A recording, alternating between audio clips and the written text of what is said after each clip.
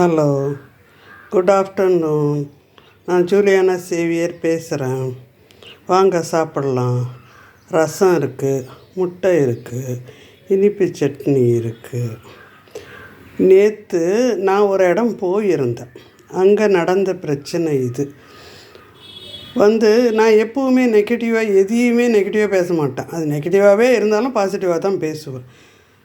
ஒருத்தவங்க சொல்கிறாங்க என்கிட்ட, வயசாயிட்டுமா, வெயில் தாங்காது, இனிமேலாம் மத்தியானத்தில் வெளியே வராதிங்க, உங்களை மாதிரியே 150 பேர் இறந்துருக்காங்க, ஹாஸ்பிட்டலுக்கு நியூஸ் வந்தது அப்படின்னாங்க.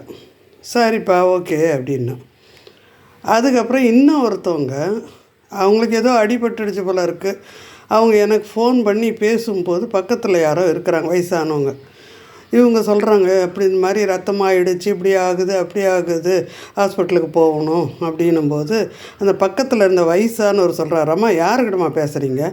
வயசானவங்கக்கிட்டனா பார்த்து பேசுங்கம்மா, பட்டுன்னு ரத்தம் அது இதுன்னு சொல்லாதீங்க, வயசானவங்க வயசு பார்த்து பேசுங்கம்மான்றார் அவர். அதாவது எல்லாமே ஒரு வளர்ப்பு சம்பந்தமானது தான். இது எல்லாமே வளர்ப்பு. ஒரு தாய் தோப்பை எப்படி வளர்க்குறாங்களோ அப்படி தான் நம்ம மண்ணுக்குள்ளே போகும்போதும் இருப்போம். தாய் வளர்ப்பு, தவப்பம் வளர்ப்பு, பாரம்பரியம்னு ஒன்று உண்டு. இப்படி தான் நடக்கணும்.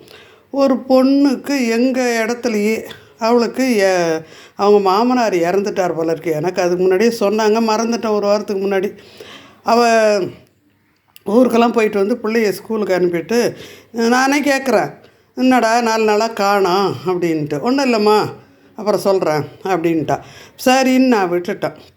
அப்புறம் ஞாபகம் வந்து 2 நாள் கழிச்சு, மறந்துட்டேன்டி, சாரிடி, எப்படி இறந்தார் என்னாடின்னா, இல்லைம்மா வயசாகிட்டு இறந்து போயிட்டார், இது உங்களுக்கு சொல்லணும்னு தோணுத வழியே, ஆனால் உங்கள் வயசை பார்க்கும்போது எனக்கு தோணலைம்மா, நீங்கள் இன்னும் ஆயுசோடு இருக்கணும், அடிப்பாவி சொன்னாலாம் செத்துற மாட்டாங்கடின்னா, இல்லைம்மா எனக்கேற்ற அம்மா நீங்கள், எல்லாமே நீங்கள் எனக்கு சொல்லி கொடுப்பீங்க, நீங்கள் நல்லா இருக்கணும், அதனால் நான் அப்படி சொல்ல மாட்டேன், ஆனால் செத்தது உண்மைதாம்மா, அதை பற்றிலாம் நீங்கள் கவலைப்படாதீங்க, உங்களோட 10-15 வயசு அவர் பெரியவர், வயசாகிட்டு எல்லா வேலையும் முடிச்சுட்டு தான் போயிருக்காரு அப்படின்றாங்க. எப்படி பக்குவத்தை பாருங்கள். அதான் அந்த வளர்ப்பு, அந்த வழியாக வர்ற அந்த பண்பு, நல்ல பழக்க வழக்கம்.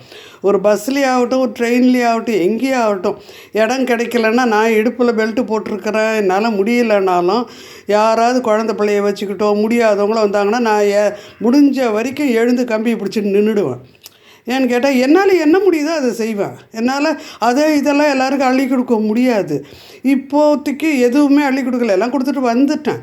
இருந்தாலும் இப்போதைக்கு என்னால் எது முடியுமோ அதை செய்வேன், அவ்வளோதான். சாப்பிடலான்னு எடுப்போம். அந்த நேரம் யாராவது வருவாங்க, அம்மா சாப்பிட்டியா? இல்லை இனிமேல் தான்மா போய் சாப்பிட்ணும், நீ முதல்ல உட்காந்து சாப்பிடு, நான் எதிர்க்க உட்காந்து சாப்பிட்றேன்னு அது அந்த அம்மாவோடையே நானும் உட்காந்து சாப்பிடுவேன். இதெல்லாம் என்னால் சின்ன விஷயம் என்னால் இப்போ செய்ய முடியும். என்ன முடியுமோ அந்தந்த தகுதிக்கு செய்துக்கிட்டு போயிட்டே இருந்தோம்னா, நம்ம எங்கே ஆண்டவர் நிர்ணயிச்சிருக்காரோ, சொர்க்கம், நரகம், மோட்சம் இதெல்லாம் விட்டுருங்க, அதெல்லாம் நம்பலனாலும் ஆண்டவர் நல்ல வழி விடுவார், கடவுள் நல்ல வழி விடுவார், அதை நினச்சிக்கோங்க. சரியா?